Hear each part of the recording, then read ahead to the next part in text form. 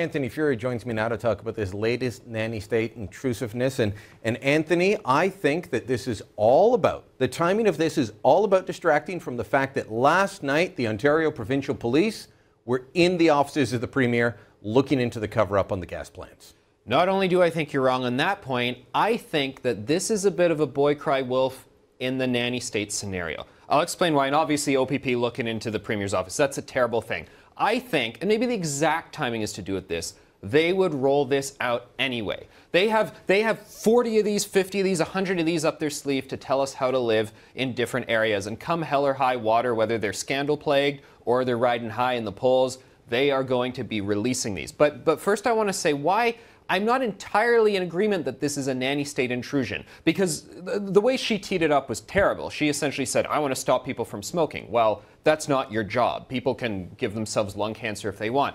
I do think when you look at the list, half of those are private spaces in which people should be free to do whatever they please. The other half are environments in which the government has a role to enforce liberty violations. And whether you like it or not, smoking around other people who may not want you to smoke is, while on the lower gradient, still a liberty violation. I think you're making a stretch there. Look, you have a park of 100 acres, and you've got 1,000 people down in one corner and one guy up in the other corner, 1,000 acres, and that guy's smoking. He gets a ticket. He gets fined. There's no need for the government to be involved in this, and this is specifically, I don't disagree with you, that this is in their DNA to push this sort of thing.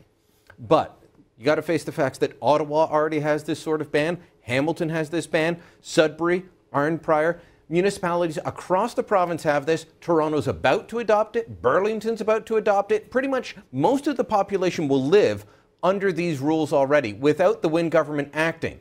When do they announce it? Hours before the OPP goes in to check out why Kathleen Wynne should be fitted for an orange jumpsuit. Good way to set it up. I completely agree, and I'd love to do a whole segment on that OPP issue, and I'm glad they're looking into the office. I'm glad they're scoping out the workstations. They should. People should be more scandalized about this, and maybe it would have come out a different hour. As I always say, you never underestimate the big red machine. These guys are smart campaigners. In fact, all they do, as we know from the gas plant scandal, is campaign. They don't even actually govern. Let's play another clip from Deb Matthews that actually undermines her position, because she says, well, we've got to make smoking denormalized. Listen carefully as she talks about her 5-year-old grandson. I've got a little grandson. He's 5 years old. We were at Chapters, sitting outside, no smoking sign. He said, Nana, what's that? And I said, well, that tells you can't smoke here. What do you mean you can't smoke? I said, well, you can't smoke cigarettes here. And this 5-year-old child said to me, what's a cigarette? 5 years old, and he didn't know what smoking was. I see Michael giving the thumbs up here. But that's what we're striving for.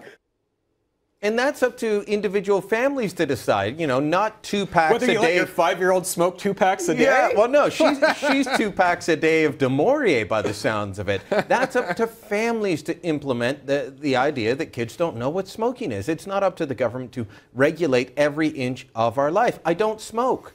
I don't smoke. Nobody in my family smokes. But it doesn't mean that I want the government deciding how we can eat, how we can, whether you can smoke, whether you can't. There's a bar in Toronto that caters to smokers with an outdoor patio because they can't smoke indoors, but he has an outdoor patio. He has set up his business to cater towards them. He will lose that market. Other businesses will set up to cater to non-smokers. They don't have that option anymore. I don't smoke cigarettes. Some people in my family do, and I wish they didn't because I know it's not good for their health. I do like the occasional cigar. I have to go to a different province. I drive to the casino in Quebec to have a cigar indoors because you can't in Ottawa because of the municipal rules. But I will, and you make a good point that this is just a duplication of legislation. I'm a big fan of the principle of subsidiarity, as I know you are too, but I do think that if a ban on smoking in the public square, in which you're blowing it in people's faces and you don't want them to, it should actually be implemented with the jurisdiction that is more tasked with doing Ministry of Health matters rather than public health municipally, which is way out of its bounds. I think municipal public health is abusing our liberties way more than provincial stuff is.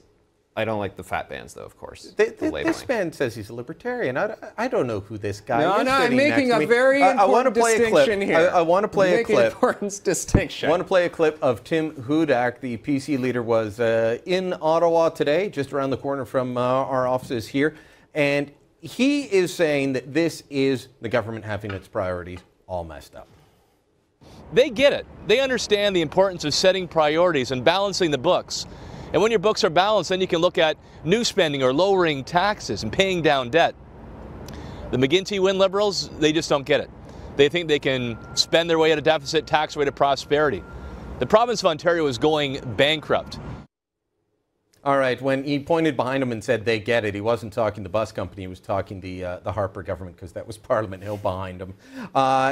Anthony, final thoughts on this, of the idea that this is a government without its priorities straight? Well, I think that's completely true. As I said, I believe, and you attacked the core of my being. Yes, so yes. I'm going to hit back a little bit here. I think the liberty violation is like noise. The smoking liberty violation is like noise complaints. When someone beside you is blasting music and you can't sleep, you have a right to complain to the police about it. You should really try and neighborly sort it out. It's on the very low gradient of a liberty violation.